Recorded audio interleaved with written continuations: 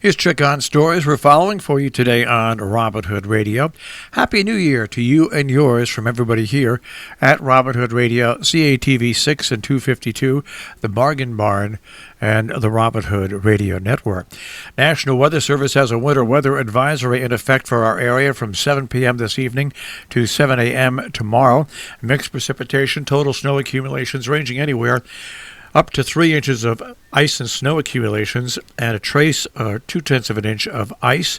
That will happen in our area in the Mid-Hudson Valley, also southern Taconics and Litchfield Hills and immediate South County, Massachusetts.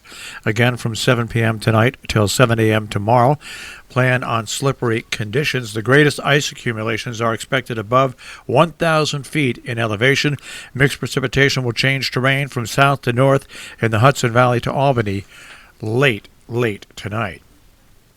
Region 1 has received notification about a positive case for coronavirus in Salisbury. A family member and the Salisbury Central School staff member tested positive for coronavirus.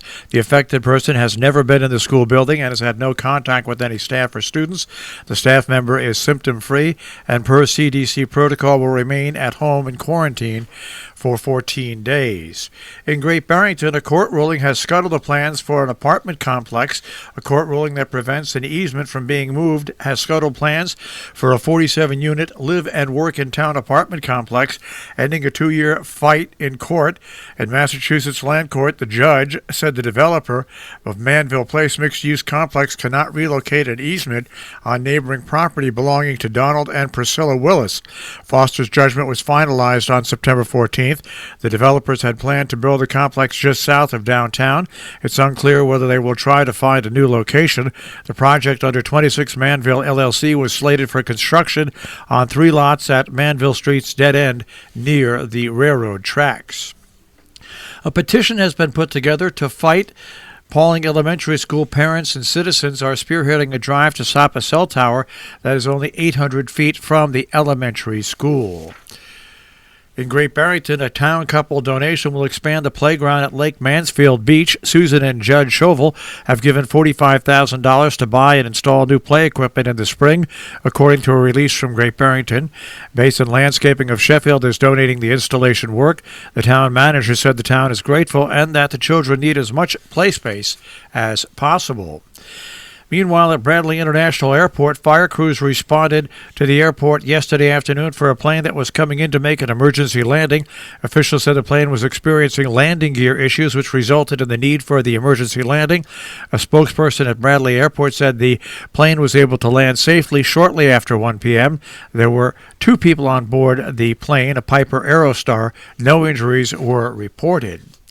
The Connecticut Supreme Court has come to a decision regarding a lawsuit that was filed against Governor Ned Lamont. Back in June, the owner of a bar in Milford, Christine Casey, filed a lawsuit claiming the governor acted, quote, beyond his statutory and constitutional authority, end quote, when he approved several executive orders, claiming that she was not able to reopen her pub due to the governor's executive orders, adding that she's been draining her personal savings and borrowing money from her family to stay afloat. Upon further examination of various records and arguments brought forth by both sides, the Supreme Court found that although Casey raised important questions pertaining to the governor's authority in a pandemic, Lamont's actions were determined to be constitutional.